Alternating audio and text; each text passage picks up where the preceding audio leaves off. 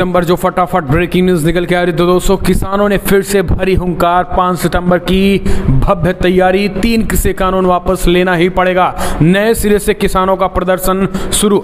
दूसरी बड़ी अपडेट, जुमे की नमाज के बाद आज अफगानिस्तान में तालिबान बनाएगा नई सरकार का गठन करेगा। जी हां, इसके साथ ही उड़ान भी शुरू हो चुकी है।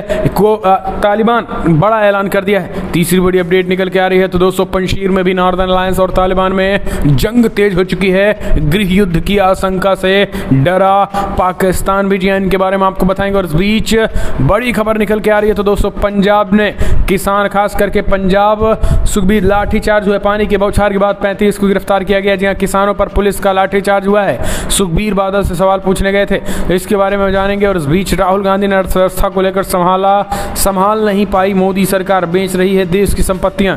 तो ये राहुल गांधी ने एक तरीके से बड़ा हमला केंद्र की मोदी सरकार पर बोला है। इस बीच आपको बता दें कि अमित शाह से टकराने की सजा मिली है। किसको? जस्टिस अकील कुरैशी, जो कि एक जज थे। इनके बारे में आपको बताएंगे। और इस बीच आज से शुरू होगी घरेलू उड़ानें। तालिबान को लेकर क्या कुछ एक्शन निकल के आ रहा है वो भी बताएंगे। सबसे बड़ी बात यह है कि मीडिया के एक वर्ग की खबरों में थे सांप्रदायिक रंग दिखाया गया था। तो गोदी मीडिया पर भड़का सुप्रीम कोर्ट। कांग्रेस पार्टी देशव्यापी सतत आंदोलन की तैयारी करने का ऐलान कर दिया। इस बीच असद ओवैसी 7 सितंबर को अयोध्या से शुरुआत करने जा रहे हैं यूपी चुनाव। जी हां, ये अयोध्या वो भी पहुंच रहे हैं। और ईरान से मिलकर इस मुस्लिम देश ने अमेरिका के खिलाफ किया बड़ा ऐलान। तो सब कुछ खबरें जानेंगे, लेकिन उससे पहले एक छोटा सा अगर आपने चैनल को सब्सक्राइब नहीं किया तो चैनल को सब्सक्राइब करो। और अगर आप भी मानते हैं कि मोदी के नेतृत्व में देश कोविड-19 से न केवल लड़ने में विफल रहा बल्कि देश की विदेश नीति और का पूरी तरीके से चौपट रही और अर्थव्यवस्था भी गर्द में गई है और काले कानूनों का पुरजोर विरोध करते हुए किसानों के प्रदर्शन का समर्थन करते हैं, तो इस वीडियो को लाइक करके अपना समर्थन दर्ज कर। दरअसल पहली बड़ी अपडेट निकल के आ रही है। किसान महापंचायत, तीनों कृषि कानून वापस किए जाएं। एक बार फिर से किसानों ने भरी हुंकार। 5 सितंबर के भव्य किसान महापंचायत की तैयारी हुई तेज। मुजफ्फरनगर में 5 सितंबर को होने वाली महापंचायत से पहले उत्तराखंड किसान मोर्चा की ओर से महापंचायत में तीनों कृषि कानून वापस लिए जाने की मांग की गई है। हुकूमत ने स्थानीय किसानों की समस्याओं को उठाते हुए 6 सूत्रीय मांग पर मुख्यमंत्री को भेजा है। रुकबी के बेलडा के उकीमों को महापंचायत का आयोजन किया गया है। महापंचायत में कृषि कानूनों के साथ ही स्थानीय किसानों की समस्याओं का मामला उठाया गया है। उकीमों के राष्ट्रीय अध्यक्ष चौधरी गुलजार रोड ने कहा है कि उत्तराखंड में गन्ने का भाव यूपी के आधार पर तय किया जाता है। क्रय केंद्र में ढुलाई का किराया भी यूपी के आधार पर ही तय किया जाना चाहिए। उन्होंने आरोप लगाया है कि बिजली चोरी के नाम पर ऊर्जा निगम की विजिलेंस टीम पर गलत तरीके से छापेमारी करती है। इकबालपुर चीन मिल पर किसानों का 180 करोड़ रुपए बकाया है। इस तरीके से उन्होंने कहा है कि 5 सितंबर के बाद फिर से नए सिरे की रूपरेखा किसानों के प्रदर्शन की तय होगी। अगली अपडेट लेते हैं। तो दोस्तों बड़ी खबर निकल के आ रही है। जुमे की नमाज के बाद आज शुरू हो गए तालिबान सरकार का गठन। आज से शुरू हुई घरेलू उड़ानें। अफगानिस्तान में तालिबान राज आज से शुरू।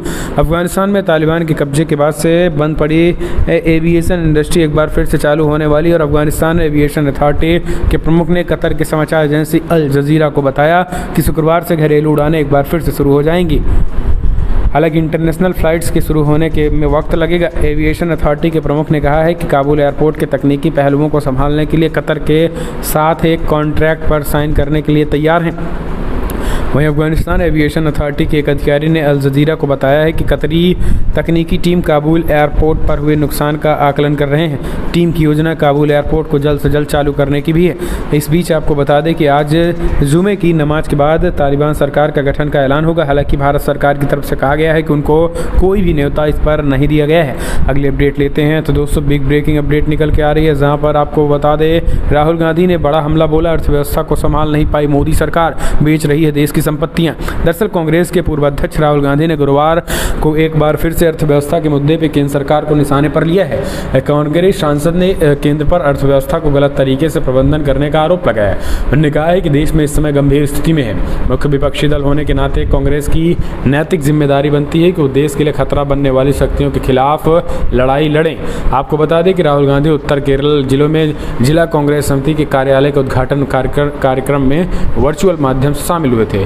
इस दौरान अपने संबोधन में उन्होंने केंद्र की भाजपा सरकार पर आरोप लगाए हैं। उन्होंने ये साफ कह दिया है कि मोदी सरकार अर्थव्यवस्था को संभालने में नाकाम रही है। देश ने पिछले 70 वर्षों में जो बनाया है उसे मोदी जी ने अपने कुछ चुनिंदा मित्रों के हवाले कर दिया है।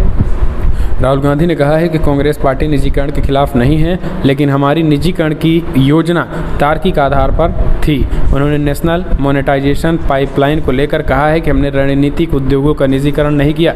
उदाहरण के तौर पर रेलवे, जो कि देश की रीढ़ की हड्डी है। कांग्रेस को हर स्तर पर हमारी संपत्तियों को इस तेजी के साथ हो रही बिक्री का विरोध करना होगा। हम चलते हैं अगले अपडेट। अमित शाह से टकराने की सजा मिली जस्टिस अकील कुरैशी को।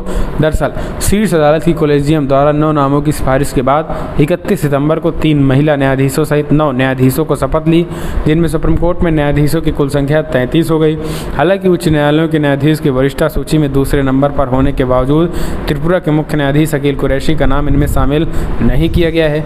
इस मुद्दे पर पूर्व जस्टिस अंजना प्रकाश से आरफा खानम शेरवानी ने बातचीत की, जिसमें उन्होंने कहा है कि फिलहाल कहीं ना कहीं ये सरकार की दक्षिण पंथी राजनीति सोच और दूसरी तरफ अमित शाह को लेकर जो टकराहट है, उस वजह से अकील कुरैशी को तो शायद जगह नहीं दी गई है। दरअसल आपको बता दें कि अकील कुरैशी का नाम कोलेजियम सिस्टम में भेजा गया था, लेकिन उसके बावजूद भी केंद्र सरकार की तरफ से उनके नाम को जगह नहीं दी गई और इसी की वजह से अब ये माना जा रहा है कि क्या टकराहट अमित शाह की वजह और दक्षिणपंथी विचारधारा समेत तमाम चीज़ों पर ये कहीं ना कहीं इसीलिए नहीं हो पाया है। अमित शाह के खिलाफ फैसला सुनाए थे। दरअसल आपको बता दें कि इनका मामला ये है कि इन्होंने अमित शाह के खिलाफ फैसला सुनाया था, इसीलिए शायद वो जज नहीं बन पाए। दरअसल अमित शाह का मामला क्या था वो समझ लीजिए। दरअसल आपको बता दें कि जब त्रिपुरा खास करके कोलेजियम सिस्टम की बात करें तो अमित शाह के गुजरात उच्च न्यायालय में मौजूद थे। न्यायाधीश के नाम पे अनुशंसा की जाने वाले न्यायमूर्ति अकील कुरैशी कोर्ट में पदोन्नति की संभावना नहीं है। इस दरअसल आपको बता दें कि उन्होंने अमित शाह के खिलाफ एक फैसला सुनाया था, इसी को लेकर उन पर ये कहीं ना कहीं एक तरीके से स्ट्राइक की गई है गुजरात उच्च न्यायालय में। अगले अपडेट लेते हैं दोस्तों। बड़ी खबर निकल के आ रही है, जहाँ पे हरियाणा किसानों का सिर फोड़ने वाला आदेश देने वाले करनाल एसडीएम आयुष सिन्हा का तबादला। हरियाणा सरकार ने बुधवार को करनाल एसडीएम आयुष सिन्हा सहित 19 आईएएस अधिकारियों का तबादला कर दिया है। करनाल में किसानों के प्रदर्शन के दौरान ड्यूटी मजिस्ट्रेट के रूप में तैनात भारतीय प्रशासनिक सेवा के 2018 बैच के अधिकारी आयुष सिन्हा कैमरे के सामने पुलिस से कथित तौर पर किसानों के सिर फोड़ने के लिए कहते हुए नजर आए थे।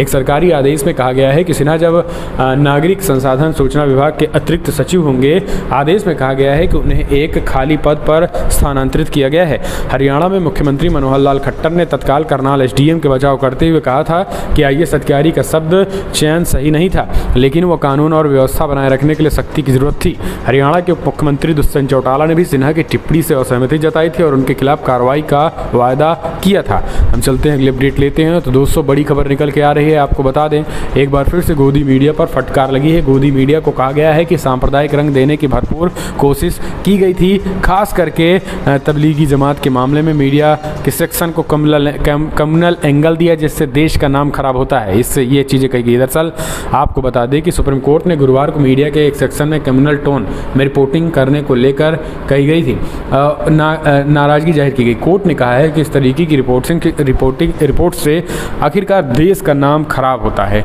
कोर्ट ने पिछले साल दिल्ली में तबलीगी जमात की गैदरिंग को लेकर दायर याचिका पर सुनवाई करते हुए ये टिप्पणी की थी। चीफ जस्टिस एनबी रमन्ना ने कहा कि समस्या ये है कि मीडिया का एक सेक्शन देश में हर घटना को कम्युनल एंगल से दिखा रहा है। अदालत ने सोशल मीडिया पर फैलाई जा रही फेक न्यूज़ को लेकर चिंता जताई, साथ ही वेब पोर्टल की जवाबदेही को लेकर भी टिप्पणी की। चीफ जस्टिस की अगुवाई वाली बेंच ने कहा कि वेब पोर्टल पर किसी का नियंत्रण नहीं है, हर खबर को सांप्रदायिक रंग देने की कोशिश भरपूर की जा रही, जो कि एक बहुत बड़ी समस्या है। हम चलते हैं अगले अपडेट लेते हैं दोस्तों। बड़ी खबर निकल के आ रही है, बिग ब्रेकिंग, जहां पर अब आपको बता दें कि सरकार खास करके चुनावी 2022 विधानसभा चुनाव से पहले शिवपाल यादव अखिलेश यादव के साथ सुलह के दिए संकेत, कहा भतीजे बुलाएंगे तो हम जाएंगे। प्रगतिशील समाजवादी पार्टी लोहिया के प्रमुख और मुलायम सिंह यादव के छोटे भाई शिवपाल यादव ने यूपी में पूर्व मुख्यमंत्री अखिलेश यादव के साथ सुलह के संकेत कर रहे हैं। संभल के एक रैली के दौरान उन्होंने कहा कि अगर भतीजे बुलाएंगे तो हम जरूर जाएंगे। बताते चले कि शिवपाल यादव द्वारा लंबे समय से सपा के साथ विलय की कोशिश की जा रही है। हालांकि अभी तक अखिलेश यादव की तरफ से इस पर कोई प्रतिक्रिया नहीं आई है। शिवपाल कई मौकों पर सुलह की बात कह चुके हैं। शिवपाल यादव की बस पर मुलाकात भी हुई थी। दरअसल आपको बता दें कि शिवपाल यादव की बस पर मुलाकात यादव शिवपाल यादव इन दिनों यूपी में सामाजिक परिवर्तन रैली निकालने की तैयारी में है। एक बस के जरिए प्रदेश के अलग अलग इलाकों में जाएंगे। इस पर मुलायम सिंह यादव की फ़ोटो भी लगी होगी। उन्होंने इस बात को लेकर बताया है। अगले अपडेट लेते हैं तो दोस्तों बड़ी खबर निकल के आ रही है, जहां पर अंधभक्तों की महिमा अपरंपार, वोट मोदी को देंगे और सवाल राहुल गांधी से करेंगे, बोले बॉलीवुड एक्टर। लोग करने लगे कमेंट। दरअसल आपको बता दें कि बॉलीवुड के मशहूर एक्टर कमाल राशिद खान इन दोनों सोशल मीडिया में खूब एक्टिव नजर आ रहे हैं। बॉलीवुड से जुड़े मुद्दों के अलावा वो समसामयिक मामलों पर भी बेबाकी से अपनी राय पेश करते हैं। वो अपने ट्वीट्स को लेकर अक्सर चर्चा में बने रहते हैं। वहीं हाल ही में उन्होंने एक ट्वीट सोशल मीडिया पर जमकर सुर्खियां बटोर रहा है। इसमें उन्होंने अंधभक्तों पर निशाना साधा। अपने ट्वीट्स में उन्होंने लिखा कि वोट तो मोदी जी को देंगे, लेकिन मदद सोनू सूद से मांगते हैं। कमाल राशिद खान अपने ट्वीट में राहुल गांधी और पंडित नेहरू का भी जिक्र किया और लिखा कि अंधभक्तों की भी महिमा अपरंपार है। इस तरीके से उन्होंने बड़ा हमला बोला। अगली अपडेट ले लेते हैं दोस्तों, बड़ी खबर निकल के आ रही है। आपको बता दें, तालिबान की बात करें तो 26 जनवरी की घटनाओं के संबंध में किसानों को जारी नोटिस पर मोर्चा ने दिल्ली पुलिस की आलोचना की। जी हाँ, दरअसल आपको बता दें कि दिल्ली की सीमाओं पर किसान आंदोलन को नेतृत्व कर रहे संयुक्त किसान मोर्चा ने कहा है कि पुलिस केंद्र सरकार के इशारे पर इस प्रकार के असंवैधानिक और अवैध कार्य कर रही है, क्योंकि जिन किसानों को नोटिस जारी किए गए हैं उनके नाम FIR में नहीं है और ना ही उनकी किसी हिंसक गतिविधि में भाग लिया है। बीते 26 जनवरी को कृषि कानूनों के विरोध में किसान संगठनों द्वारा दिल्ली में ट्रैक्टर परेड का आयोजन किया गया था और इस दौरान कई जगह प्रदर्शनकारियों की पुलिस के साथ झड़प भी हो गई थी। केंद्र के 3 कृषि कानूनों के खिलाफ आंदोलन कर रहे संयुक्त किसान मोर्चा ने 26 जनवरी की घटना से संबंधित मामलों की जांच में शामिल होने के लिए किसानों को नोटिस जारी किए जाने को लेकर बुधवार को दिल्ली पुलिस पर निशाना साध दिया है। हम चलते हैं अगले अपडेट। असदुद्दीन ओवैसी के लिए भी अयोध्या अहम। 7 सितंबर को यहीं से करेंगे 3 दिवसीय यूपी दौरे की शुरुआत। जी हाँ, दरअसल आपको बता दें, यूपी विधानसभा चुनाव का समय ज्यों-ज्यों नज़दीक आ रहा है त्यों-त्यों सूबे की सियासत में अपनी पकड़ बढ़ाने की राजनीतिक दलों की कवायद रफ्तार पकड़ती जा रही है। राजनीतिक दलों ने औपचारिक और अनौपचारिक ढंग से अपने चुनावी अभियान की शुरुआत कर दी है और इस बार AIMIM भी इससे पीछे नहीं है। इसी मकसद से AIMIM चीफ असदुद्दीन ओवैसी एक बार फिर से यूपी दौरे पर आ रहे हैं। खास बात यह है कि सूबे के अन्य राजनीतिक दलों की तरह उनकी चुनावी रणनीति पर भी अयोध्या अहम हो गया है। लिहाजा इस बार 7 सितंबर को वो अपने 3 दिवसीय यूपी दौरे की शुरुआत यहीं से करेंगे। ओवैसी रुदौली कस्बे से वे वंचित सुशोभित सम्मेलन को संबोधित करेंगे और अगले दिन 8 सितंबर को वार्ड सुल्तानपुर जाएंगे। अपने दौरे के आखिरी दिन यानी 9 सितंबर को बाराबंकी में होंगे। बिहार विधानसभा चुनाव में 5 सीटें जीतने के बाद बंगाल में असदुद्दीन ओवैसी की पार्टी का प्रदर्शन अच्छा नहीं रहा, लेकिन अपने यूपी विधानसभा चुनाव को लेकर उनकी उम्मीदें परवान चढ़नी शुरू हो गई है। तो असदुद्दीन ओवैसी की एंट्री के बाद यूपी में कुछ क्या होगा ये तो वक्त बताएगा। अगले अपडेट, ईरान में मिलकर इस मुस्लिम देश ने दिया अमेरिका को बड़ा बयान। जी हाँ, दरअसल आपको बता दें, अफगानिस्तान के तख्ता पलट ने दुनिया के सियासी हालात बदल दिए हैं। यहाँ तक कि सत्ता पे तालिबान काबिज हो गया और अमेरिकी सेना ने चेकआउट कर दिया। अफगानिस्तान से फौज हटाने को अमेरिका पूरी तरीके से फैसला करार दे रहा है। विरोधी उसे हार बता रहे हैं। लंबे समय तक गृह युद्ध झेलने वाले सीरिया ने भी अमेरिका की अफगानिस्तान से वापसी का करारी शिकस्त बताया है। इतना ही नहीं, अफगानिस्तान से अमेरिका की वापसी को सीरिया एक अवसर के तौर पर देख रहा है। सीरिया के विदेश मंत्री फैसल मेगदान ने कहा है कि अफगानिस्तान में अमेरिका की करारी शिकस्त सीरिया और दुनिया के दूसरे हिस्सों में भी अमेरिकी फौज का हार की तरफ ले जा रहा है। AP रिपोर्ट्स के मुताबिक फैसल ने कहा है कि अफगानिस्तान में अमेरिका की वापसी क्षेत्र में यूनाइटेड स्टेट और उनके सहयोगियों व टूल्स के लिए कड़ा सबक है। सीरिया के विदेश मंत्री फैसल के इस बयान को कुर्दिश लड़ाकों के लिए संदेश माना जा रहा है। दरअसल सीरिया में अरब क्रांति के बाद से लंबा संघर्ष चला। दोस्तों, ईरान के साथ मिलकर सीरिया ने बड़ा ऐलान किया। कौन है, अगली अपडेट लेते हैं। तो दोस्तों, सैयद अली शाह गिलानी, जिनकी आवाज़ एक आवाज़ में बंद हो जाती थी कश्मीर की पूरी घाटी, कौन है उनके बारे में जो मत समझिए। दरअसल आपको बता दें दें कि कल निधन हो गया है गिलानी। जम्मू कश्मीर को लेकर हमेशा से विभाजनकारी महत्वाकांक्षी की शिकार है। यही वजह है कि अब्दुल्ला और मुफ्ती परिवार की तरह उनकी राजनीतिक दिल्ली में भी पनप सकी और पाकिस्तान ने अपने सियासी फ़ायदे के लिए उन्हें ज़रूर इस्तेमाल किया। ये भी बड़ी खबर आई। लेकिन आपको बता दें कि उनके एक ऐलान के बाद सैयद अली शाह गिलानी पूरी घाटी बंद हो जाती थी। हालांकि आपको बता दें कि उनका कल निधन हो गया था, जिसके बाद उनको दफना दिया गया।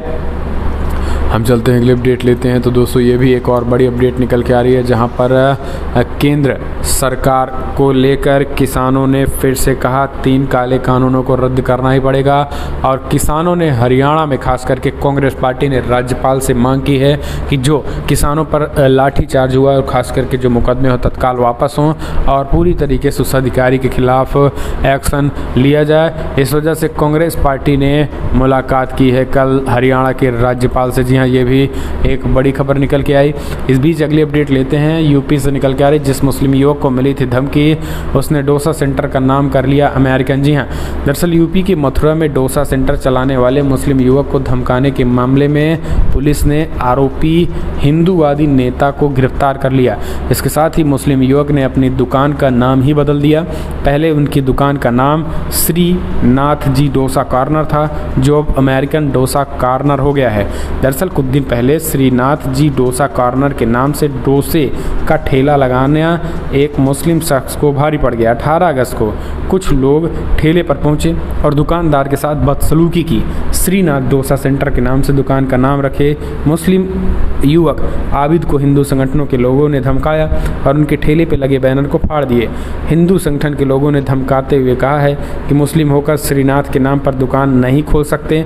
वहां मौजूद किसी शख्स ने इनका वीडियो बनाकर सोशल मीडिया पर अपलोड कर दिया है। मामला शहर कोतवाली इलाके के विकास बाजार का है। अंतर्राष्ट्रीय हिंदू परिषद के मथुरा महानगर अध्यक्ष देव शर्मा ने बताया कि विकास बाजार में कुछ लोग हिंदू ग्राहकों को लुभाने के लिए हिंदू नाम का उपयोग कर रहे हैं और इस वजह से ये चीज़ें हुई थी। हालांकि पुलिस ने उसको गिरफ्तार भी कर लिया था। अगली अपडेट, पंजाब कांग्रेस में कल एक दिन का विशेष सत्र, विधायकों को सदन में रहने का व्हिप जारी। जी हाँ, दरअसल आपको बता दें कि पंजाब में कांग्रेस पार्टी के लिए सिद्धू बनाम कैप्टन की लड़ाई खत्म होने का नाम नहीं ले रही है। सिद्धू को पंजाब कांग्रेस का अध्यक्ष भी बना दिया गया है। कैप्टन की नाराजगी के बाद सिद्धू के सलाहकार का इस्तीफा भी हो चुका है, लेकिन फिर भी हर रोज नए विवाद खड़े हो रहे हैं और पार्टी के अंदर अंदरूनी कलह की ये खाई और गहरी होती जा रही है। इसी बीच पंजाब विधानसभा में एक दिन का विशेष सत्र होने वाला है। इस बीच तमाम विधेयकों के इस एक दिन के विधानसभा सत्र में हाल ही में मौजूद रहने के निर्देश दे दिए गए। पंजाब कांग्रेस विधायक दल के चीफ व्हिप हरदयाल सिंह काम्बोज द्वारा बाकायदा एक व्हिप जारी कर दिया गया था। तो दूसरी ये बड़ी अपडेट निकल के आ रही है, क्या होने वाला है। अगली अपडेट, बिकरू कांड, न्यायिक आयोग की जांच में 8 पुलिस वाले दोषी, सजा का ऐलान जल्द। विकास दुबे से जुड़े बिकरू कांड में जांच में 8 पुलिसकर्मी दोषी पाए गए हैं। इन पर क्या कार्रवाई होगी, इसका जल्द फैसला होगा। आपको बता दें कि बिकरू कांड की जांच के लिए न्यायिक आयोग का गठन हुआ था। उनकी रिपोर्ट्स में ये 8 पुलिसकर्मी दोषी पाए गए थे। जानकारी के मुताबिक डीआईजी आनंद देव समेत 8 पुलिसकर्मी को दोषी पाया गया है। न्यायिक आयोग की जाँच में आनंद देव के साथ एसपी ग्रामीण रहे प्रद्युम्न सिंह, तत्कालीन सीओ कैंटार के चतुर्वेदी, सूक्ष्म प्रकाश को भी दोषी ठहराया गया है। साथ ही SSP Dinesh Kumar, additional SP Brajesh Srivastava, CO Billaur Nandlal और पासपोर्ट नोडल अफसर अमित कुमार पर भी अनुशासनात्मक कार्रवाई का निर्देश दिया गया है। इससे पहले एसआईटी भी कानपुर में तैनात कर रहे अफसरों व कर्मियों की आरोपियों से मिलीभगत व लापरवाही का दोषी ठहरा चुकी है। हम चलते हैं अगली अपडेट लेते हैं। तो दोस्तों बिग ब्रेकिंग न्यूज़ निकल के आ रही है, जहां पर छत्तीसगढ़ बीजेपी में दिखी रार, चिंतन शिविर में दिखी नेताओं की रार, आरएसएस नेता भी रह गायब। छत्तीसगढ़ कांग्रेस के अंदर चल रही अनबन जो जग जाहिर है, लेकिन संकेत ऐसे मिल रहे हैं कि यहाँ भाजपा में सब कुछ ठीक नहीं चल रहा है। जगदलपुर में चल रहे भाजपा के चिंतन शिविर के दौरान नेताओं के बीच रार सामने आई। छत्तीसगढ़ की पूर्व मुख्यमंत्री और भाजपा के राष्ट्रीय उपाध्यक्ष रमन सिंह और उनके समर्थकों को यही किनारे पर कर दिया गया। बताया जा रहा है कि ये काम पार्टी के वरिष्ठ नेता बृजमोहन अग्रवाल और कुछ अन्य पदाधिकारियों ने मिलकर किया हुआ है। तो ये एक तरीके से बड़ी खबर निकल के है। हम चलते हैं अगली अपडेट लेते हैं। दोस्तों बड़ी अपडेट निकल के आ रही है, यूपी में योगी आदित्यनाथ की पुलिस हुई फेल, तो दिल्ली पुलिस को मिली इस बच्ची को ढूंढने के लिए। जी हाँ, यूपी में दरअसल कानून व्यवस्था कैसी है ये राम भरोसे है। गोरखपुर से लापता हुई नाबालिग का अभी तक पता नहीं लग पाया है। तो यूपी पुलिस पर सुप्रीम कोर्ट ने फटकार लगाई और दिल्ली पुलिस को केस को सौंप दिया है। यूपी के गोरखपुर से 2 महीने पहले गायब हुई एक नाबालिग से जुड़े मामले की बुधवार के सुप्रीम कोर्ट में सुनवाई हुई। सर्वोच्च अदालत इस मामले में उत्तर प्रदेश की जांच से नाखुश दिखाई दी और इसी के साथ अब ये मामला दिल्ली पुलिस को सौंप दिया गया है। दरअसल गोरखपुर की रहने वाली एक महिला ने सुप्रीम कोर्ट में याचिका दायर की थी और महिला के मुताबिक 2 महीने पहले उसकी बेटी गोरखपुर से गायब हो गई थी। इस मामले में FIR दर्ज कराई गई थी। महिला का कहना है कि गोरखपुर पुलिस ने FIR दर्ज की लेकिन कोई एक्शन नहीं लिया गया है। ये चीज़ें एक बड़ी खबर निकल के आ रही है। अगली अपडेट तो दोस्तों, कल समाजवादी पार्टी ने प्रेस कॉन्फ्रेंस किया। अखिलेश यादव ने 4 सीटों का दावा किया। मुलायम सिंह यादव अचानक दफ्तर पहुंचे तो बोले सोने में सुहागा है, अब कोई हरा नहीं सकता। दरअसल कल समाजवादी पार्टी के दफ्तर पर अचानक सपा संरक्षक मुलायम सिंह यादव पहुंच गए, लेकिन अखिलेश यादव ने इस पर कहा है कि फिलहाल ये सोने पे सुहागा है और आने वाले विधानसभा चुनाव में हम 400 सीटें लाने जा रहे हैं। जिस तरीके से हमारे कार्यकर्ता लग चुके हैं मैदान में, अब कोई हरा नहीं सकता। दरअसल समाजवादी पार्टी इन दिनों योजनाओं खास करके तमाम तरीके के जातीय सम्मेलनों को लेकर झड़ी लग गई है। तमाम तरीके के सम्मेलन किए जा रहे हैं समाजवादी पार्टी के जरिए और जो कार्यकर्ता हैं वो सड़कों पर पूरी तरीके से उतर चुके हैं और एक्टिव हैं। ये चीज़ें निकल के आ रही हैं और इस वजह से सपा जीतने का ऐलान कर दिया। अगले अपडेट, यूपी में रहस्यमयी बुखार से लोगों में डर का माहौल। मथुरा में कई परिवारों ने छोड़ा घर। यूपी के कुछ शहरों में सैकड़ों बच्चे रहस्यमयी बुखारों से तप रहे हैं। अचानक बुखार इस कदर बढ़ जाता है कि सांसें थमने लगती हैं। फिरोजाबाद में इस रहस्यमयी बुखार से अब तक 50 से अधिक बच्चों की मौत हो चुकी है। वहीं मथुरा में पिछले 15 दिनों में 11 बच्चों की मौत हो गई और अब सुबह 2 और बच्चों की मौत प्रशासन हरकत में आया। NENI के मुताबिक मथुरा में अभी तक 11 बच्चे